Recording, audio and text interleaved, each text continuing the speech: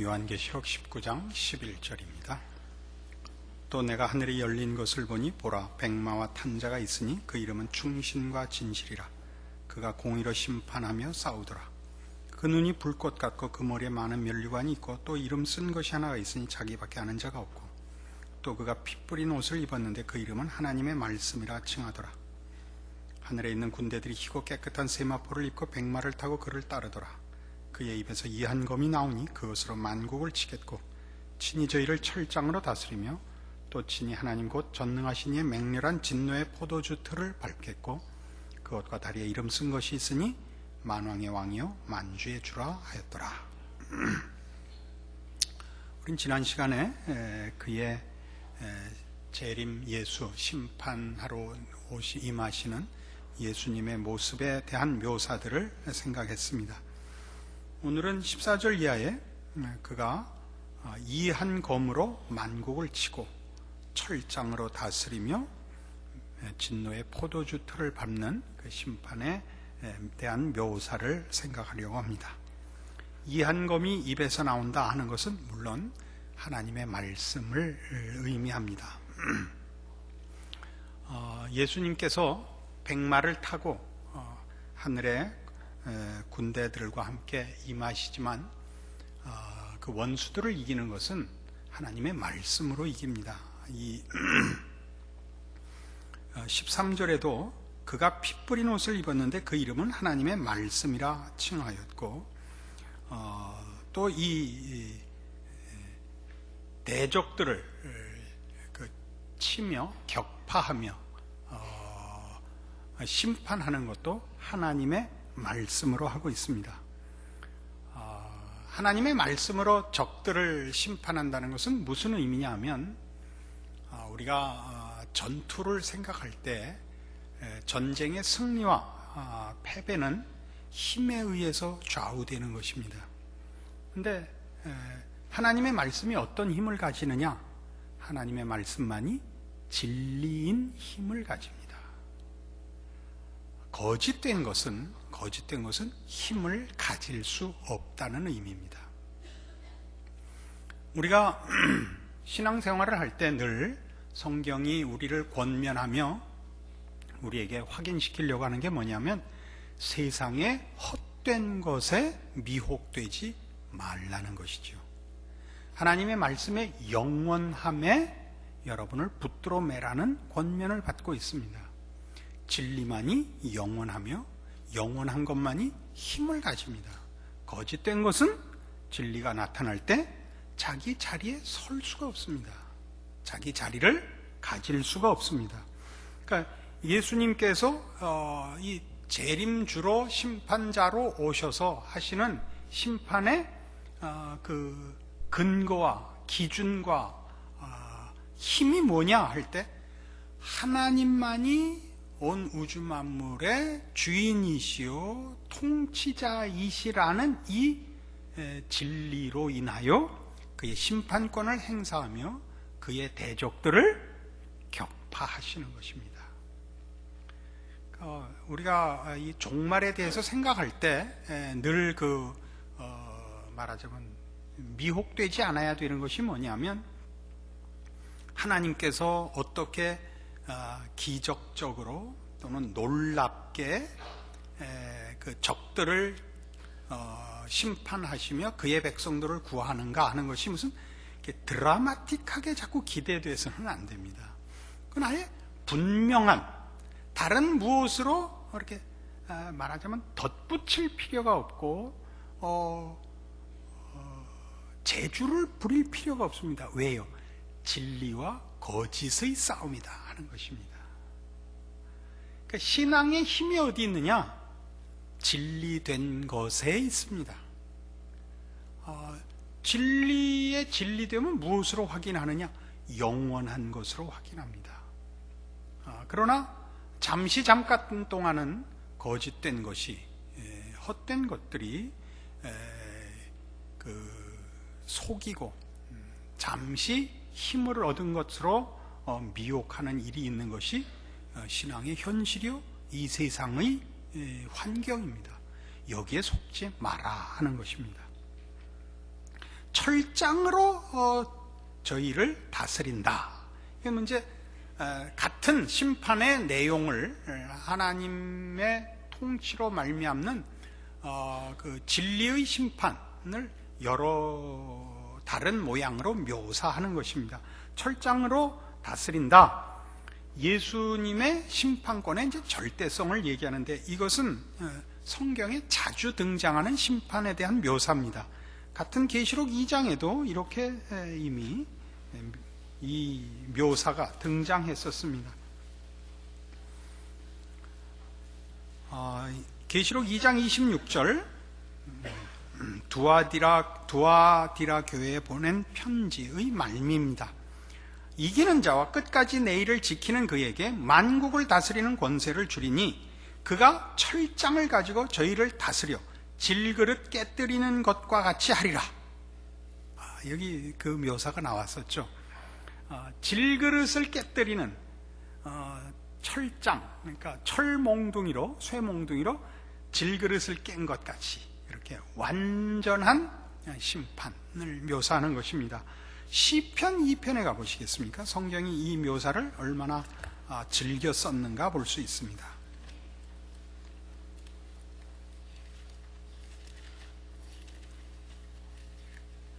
시편 2편 9절입니다. 내가 철장으로 저희를 깨뜨리며 질그릇같이 부수리라 하시도다. 그 앞에 7절부터 보시면 분명하죠. 내가 영을 전하노라. 여호와께서 내게 이르시되 너는 내 아들이라. 오늘날 내가 너를 낳았도다. 내게 구하라. 내가 열방을 유업으로 주리니 내 소유가 땅끝까지 이르리로다. 내가 철장으로 저희를 깨뜨리며 질그릇같이 부수리라 하시도다. 우리 주 예수 그리스도께 준 하나님께서 부여하신 심판의 권세와 그 심판권으로 인한 그 심판의 철저함을 묘사한 것입니다. 우리 다시 돌아와서 계시록 12장에도 다시 등장을 합니다.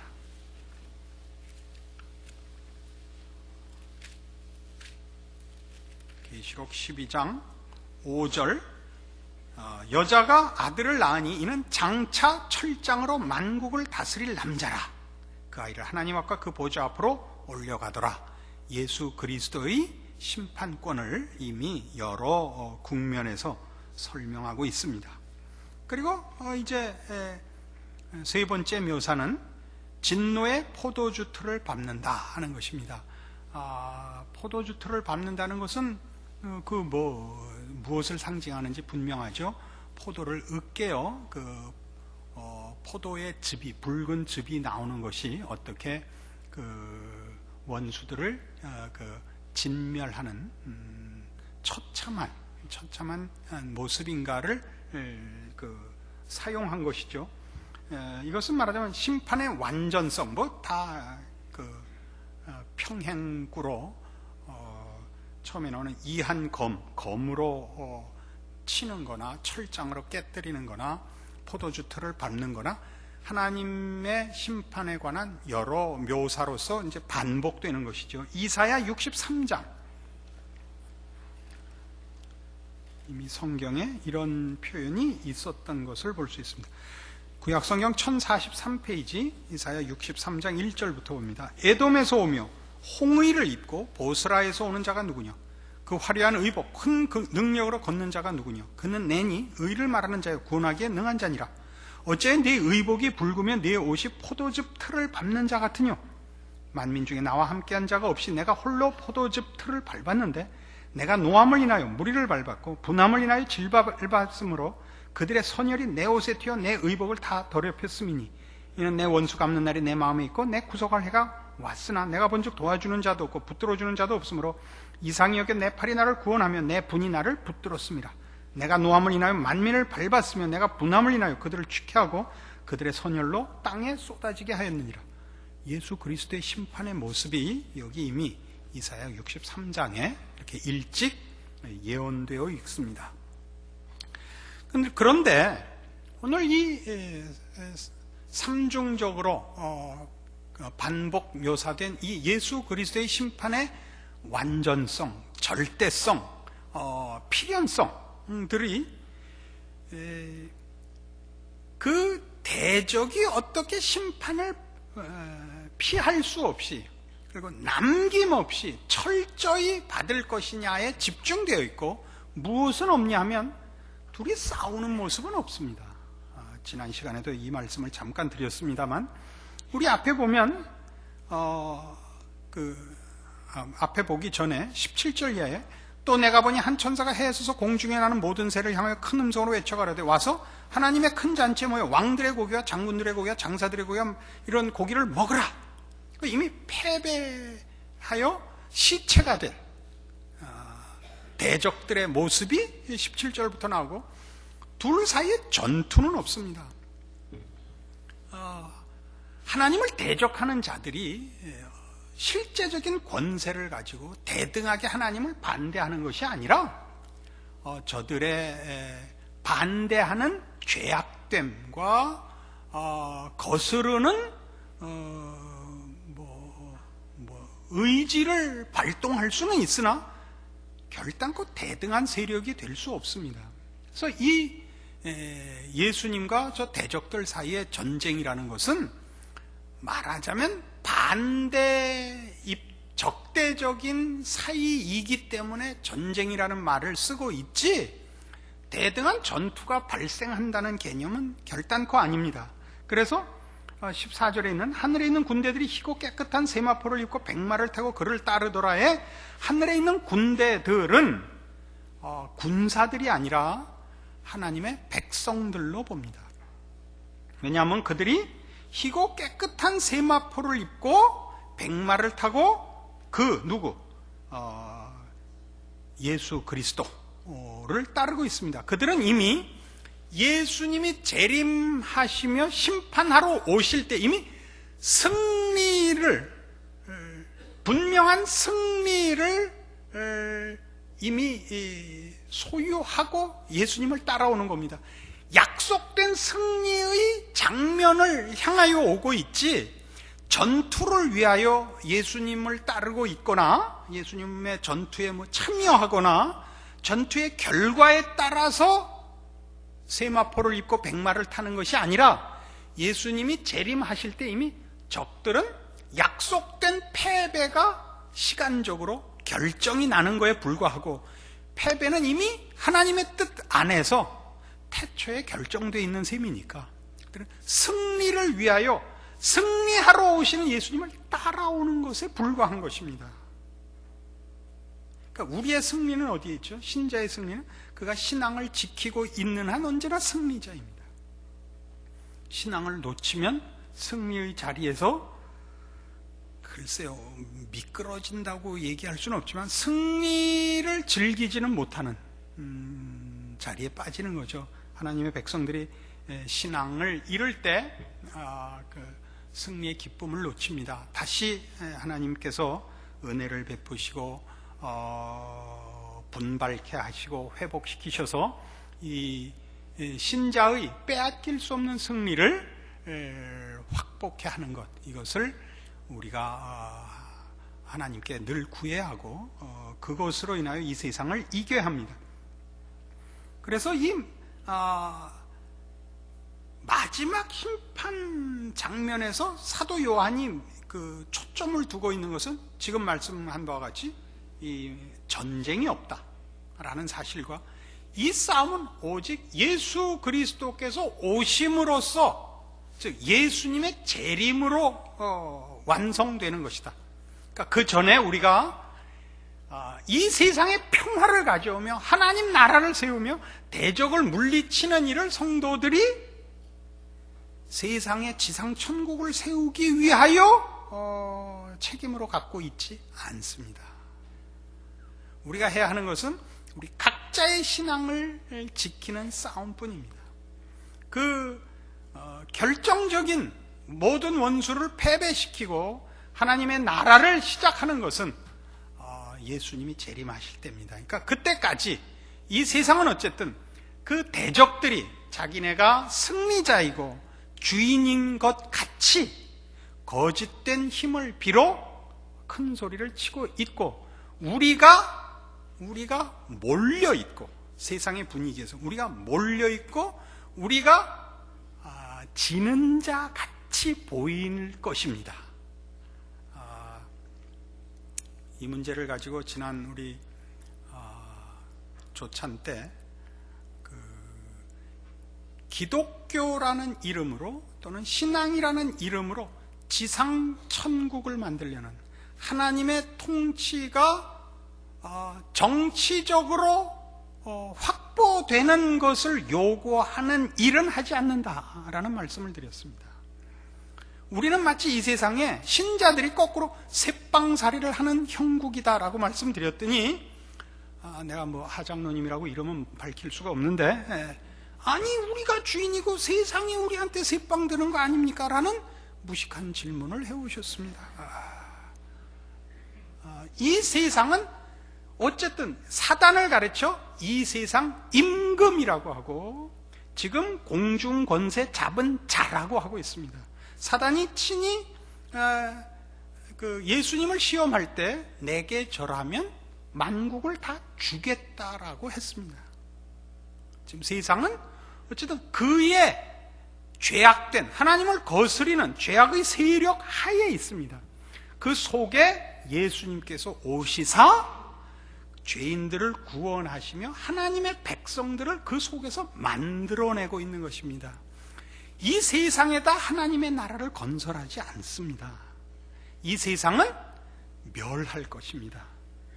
하늘과 땅이 다 불에 녹아 없어지고 간데 없고 새 하늘과 새 땅, 새로운 장소로 우리가 새 나라를 부여받을 것입니다. 그래서 우리가 개인적으로 얼마든지 자기가 속한 나라와 시대에 대해서 기도할 수 있습니다. 그건 하도록도 되어 있습니다. 성경에 이렇게 책임으로 되어 있습니다. 그러나 그건 개인 국민으로서 시민으로서의 일이고 기독교라는 이름으로 신앙이라는 이름으로 세력이 되어 일반 이 세상의 정치나 경제나 무슨 문화나 세상 질서를 압도하고 장악하고 무릎 꿇리려고 하는 심판권에 대한 행사는 우리에게 주어져 있지 않습니다. 그것은 예수님 홀로 그가 다시 오실 때에야 최종적으로 그리고 끝장을 내시는 심판을 그때야 행하실 것입니다. 우리의 임무는 오직 우리 개인의 신앙과 하나님의 절대적인 통치와 그 진리와 생명됨에 나를 붙들어 매는 싸움 이상 아무것도 없습니다. 소돔 고모라를 멸하러 오신 하나님께서 아브라함에게 약속하신 것이 무엇이었습니까? 의인 10명 있으면 소돔 고모라를 멸하지 않겠다 했습니다. 소돔 고모라의 왕을 위하여 무슨 귀족을 위하여 통치자들을 위하여 기도하려거나 저들이 어떻게 변해야 된다는 조건을 걸지 않았습니다. 여기에 신자의 책임이 있지 나라를 위하여 기도하고 무슨 정치가를 위하여 기도하는 것은 어떤 의미에서는 신자가 자기 책임을 정치가에게 떠넘기는 것입니다. 우리 이 나라의 미래가 노무현 대통령에게 달려있지 않고 우리에게 달려있다는 것을 인식해야 됩니다. 그리고 그걸 시청 앞에 가서 하지 마시고 골방에서 해주십시오. 저렇게 모이는 것은 그것은 국민으로서는 모일 수 있습니다. 기독교라는 이름으로 모이는 것은 성경적이지 않습니다. 여기 마지막 재림하시는 예수님을 따라오는 성도들이 군사로 따라오지 않고 뭘로 따라온다고요? 승리한 하나님의 백성들로 승리를 이제 부여받는 하나님의 백성들로 여기 마지막 승리에 초대받고 있는 장면이지 그 승리를 쟁취하기 위하여 끼어든 병사가 아니라는 것 기억하셔야 됩니다. 그래서 16절에 보는 바와 같은 그 옷과 다리에 이름 쓴 것이 있으니 만왕의 왕이여 만주의 주라 하더라. 그 옷과 다리에 이 이름이 써 있습니다. 다리에 이름이 썼다는 것은 그 앞에 있는 맹렬한 진노의 포도주 틀을 밟는다는 이 문제와 연결되어 보입니다. 학자들 사이에 의견이 분분한데 제 견해는 그렇습니다. 이 심판권에 대한 그 근거가 뭐냐? 예수 그리스도께서 만왕의 왕이요 만주의 주이기 때문입니다. 우리 서두에도 얘기한 바와 같이 왜 예수님이 대적들을 심판하시며 이길 수 있습니까? 무슨 힘으로 이긴다고요? 하나님만이 홀로 진리시며 생명이시며 주권자이기 때문에 그렇습니다. 그의 말씀이 가지는 힘이 뭡니까? 그것이 진리이기 때문이라 그랬습니다. 그러니까 그의 심판권이 어디서 나오냐? 그만이 홀로 하나님이신 탓입니다. 그래서 그의 심판권의 근거가 그가 하나님이신 탓이요, 그 옷은 13절에 있는 피 뿌린 옷을 입은 데를 의미하는 것으로 보입니다. 피 뿌린 옷에 만왕의 왕의 만주의 주입니다. 심판에 있어서 그가 하나님이시듯이 구원에 있어서 그가 하나님이십니다. 그러니까 그가 그 대적을 기필코 심판하고 진멸할 수밖에 없듯이 그가 약속하고 은혜를 베풀고 구원한 그의 백성들을 필연적으로 기필코 구원하여 완성하고 영광의 자리에 세울 겁니다. 어떻게? 세마포를 입고 백마를 타고 그를 따르게 하실 것입니다. 여기에 말하자면 우리가 믿는 모든 믿음의 결국이 있고 그리고 근거가 있습니다. 우리 예수 그리스도의 심판권, 그를 보내신 우리 하나님 되시는 영광과 권위는 이 전쟁에 승리했기 때문에 가지는 것이 아니라 그분만이 하나님이시고 그분만이 주권자이시고 그분만이 의로우시기 때문에 이 심판과 이 구원을 가능케 하며 필수적인 것으로 만들며 한 점의 방해나 또는 변경도 허락하시지 않으시는 것입니다.